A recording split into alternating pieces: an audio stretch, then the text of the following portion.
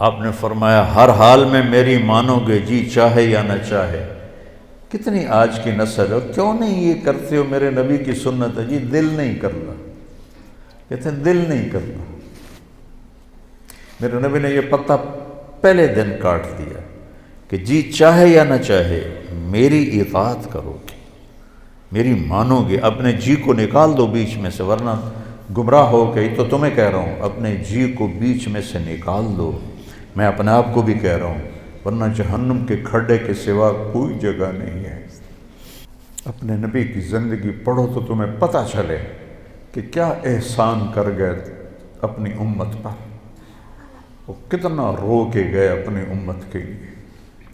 ایک رات آپ دعا کر رہے تھے، یا اللہ ابراہیم علیہ السلام نے تجھ سے کہا فمن تبعنی فإنہ منی ومن عصانی فإنک غفور الرحیم، یا اللہ جو میری مانے وہ مجھ سے ہے، جو میری نہ مانے اب تیرا مسئلہ ہے، وہ پکڑ کر یا معاف کر۔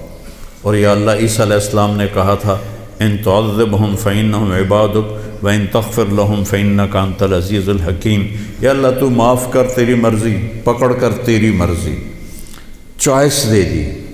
اور کہا یا اللہ میں صرف ایک ہی بات کرتا ہوں، امتی امت، میں یہ نہیں کہتا ہوں کہ پکڑ یا چھوڑ، میں کہتا ہوں معاف کر معاف کر معاف کر۔ اور آپ کی دھاڑیں نکل گئیں تو جبریل آئے، اللہ نے بھیجا، میرے حبیب آپ کیوں رو رہے ہیں؟ اللہ کو تو پتہ تھا کیوں رو رہے ہیں، آپ تک بات پہنچانی تھی کہ جبریل مجھے میری امت کا غم رلا رہا ہے، ہم پیدا بھی نہیں ہوئے تھے اور وہ ہمارے لیے رو رہے تھے۔ تو کوئی گنجائش ہے کہ امن کے طریقے کو چھوڑ کر کسی اور طرف جائیں؟ کچھ تو ہم اپنے گریبان کو جھانکیں اور اپنی زندگی کو نبی کی زندگی میں ڈھالنے کی کوشش کریں۔ تبلیغ میں جانا بھی اسی لیے ہے کہ اس سے زندگی بدلتی ہے۔ تبلیغ میں جاؤ، ٹائم لگاؤ، جتنا لگ سکتا ہے لگاؤ، زندگی بدلے گی۔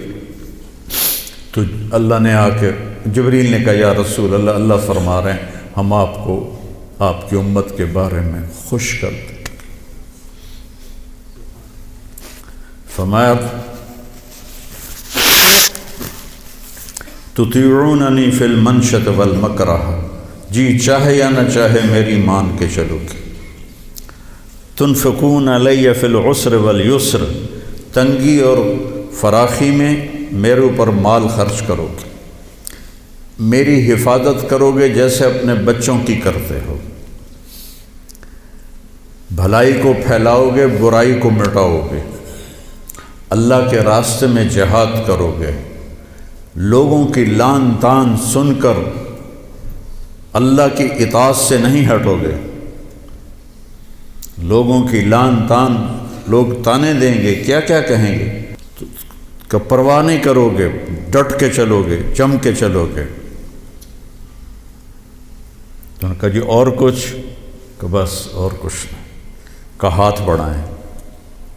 تو آپ نے ہاتھ بڑھایا تو دو صحابہ نے پہل کے لیے دوڑ لگائی، ایک برا بن معرور، ایک ابو الحسن بن تیہان۔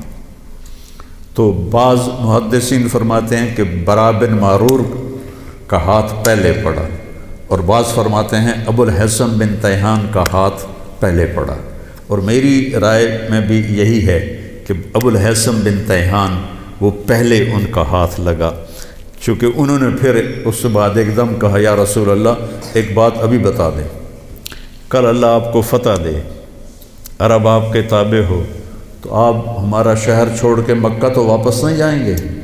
یہ ابو الحسن نے کہا۔ تو آپ مسکرائے، کہا میرا جینا بھی تمہارے ساتھ ہے اور میرا مرنا بھی تمہارے ساتھ ہے۔ جب مکہ فتح ہوا تو آپ صفا پہاڑی پہ کھڑے ہو کر نا آپ نے لمبی دعا کی، تو انصار مدینہ آپس میں نا سرگوشیاں کرنے لگے، اخذتہ الرأفۃ ببلدہ، لگتا ہے اللہ کے نبی کو اپنے شہر کی محبت نے پکڑ لیا ہے اور شاید اب یہ مدینہ نہیں واپس جائیں گے۔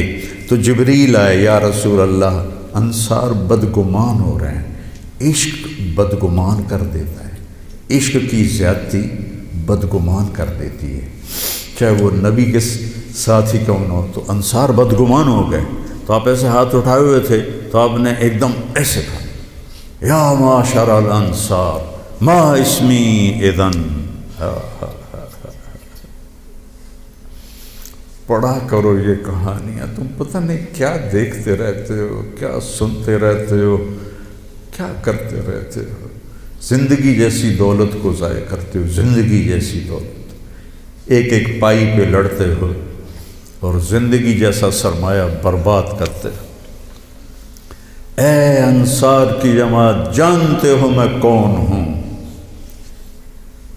انا محمد بن عبداللہ، انا رسول اللہ، میں محمد میں اللہ کا رسول، میں تمہیں بول دے چکا ہوں، میرا مرنا بھی تمہارے ساتھ ہے، میرا جینا بھی تمہارے ساتھ۔